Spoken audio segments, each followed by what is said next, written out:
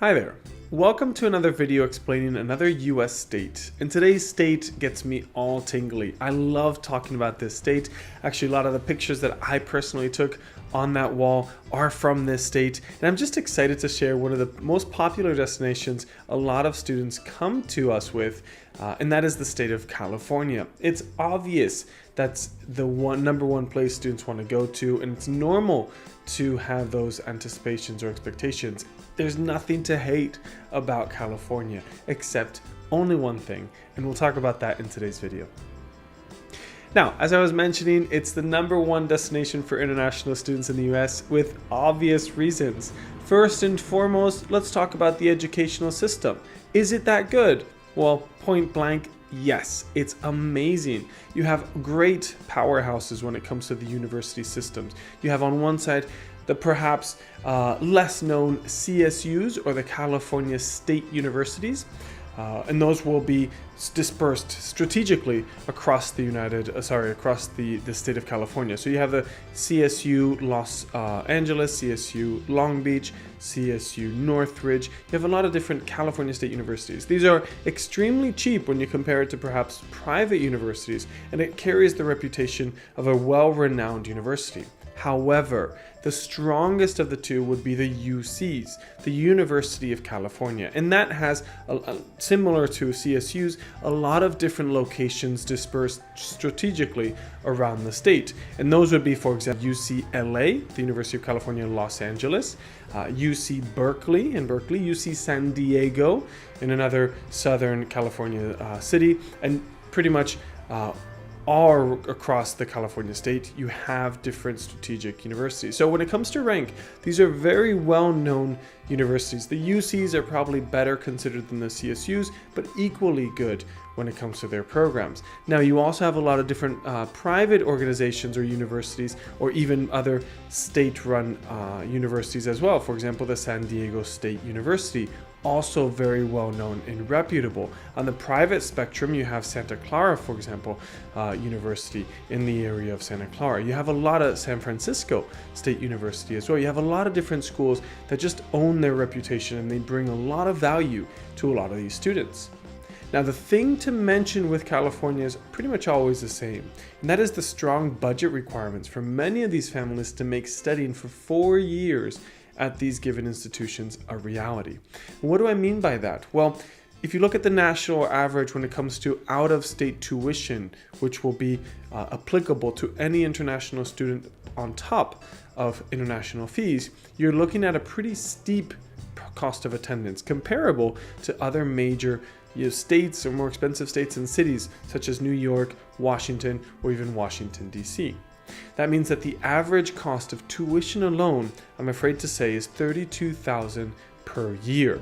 So that means it makes it very difficult for the average family in the US, let alone internationally, find universities that accommodate these prices. Now, does that mean that studying in California is a long shot and it's definitely impossible and you should never try or never pursue your dreams? Absolutely not. And that's why Epro 360 is such a great company and agency to look into, because we're going to assess each individual personality-wise and also their profile to make the judgment call of if that option will be possible, if there are ways to bring those costs down. And one of the ways to bring costs down in California is actually to start your education at a community college.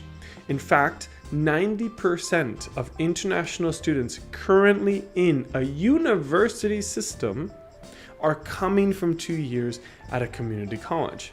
And you might ask, why would you do that? Why would it be important to go to a community college? Well, for the first thing I would mention is to bring those 2 years, the cost of attendance, way down below our intended budget. Community colleges, traditionally speaking, offer much lower cost of tuition. So that's the first route that you might want to look into if California is your dream school. Now, the second thing to consider is just the cost of living. The cost of living in the state of California is actually ranked third nationally speaking. There are only 2 other states that outprice California. So that means that you have to plan accordingly. A lot of the topics that we typically discuss with any student that is interested in California is a very good deep dive into your budget planning.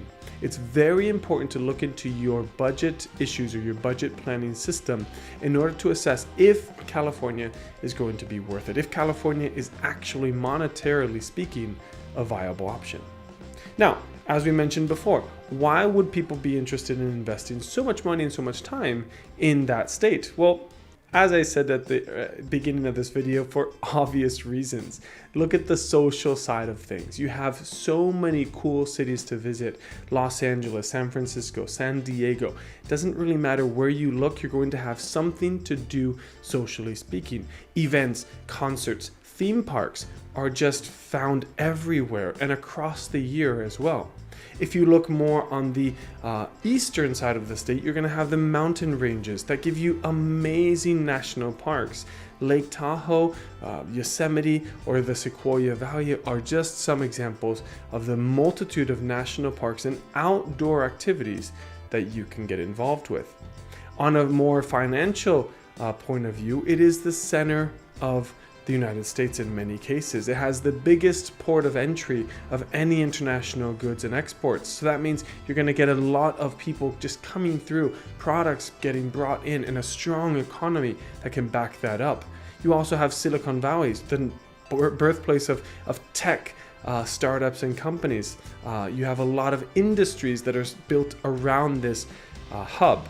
That means that the average cost of living is just so expensive because of the needs of the people. And in fact, the average home in the state of California recently hit $1 million per home. So that also means that their average cost of life and the pay per year is going to be way higher than in neighboring states. In fact, after the pandemic, that was one of the reasons why a lot of state or privately owned companies left the state to perhaps more tax beneficial or even lower cost of life states, such as Tesla's with Elon Musk's Gigafactory moving over to Texas.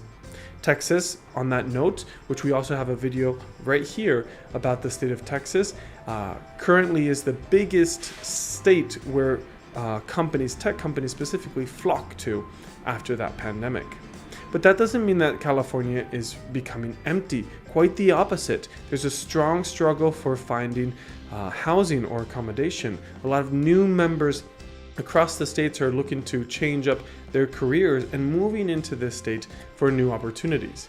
So even though there is a tendency of an exodus, of leaving California behind, you have another entry of newcomers that are filling in that void, filling in that gap with new companies, new jobs, or new positions to be filled. If you want to know more about California and what it has to offer for you specifically, I would strongly encourage you to reach out to Epro 360 for a free consultation on what it means to study in California and perhaps what other options are comparable or similar, like the state of Florida, which you can find right here. Thank you very much for watching this video, and I hope you've enjoyed it.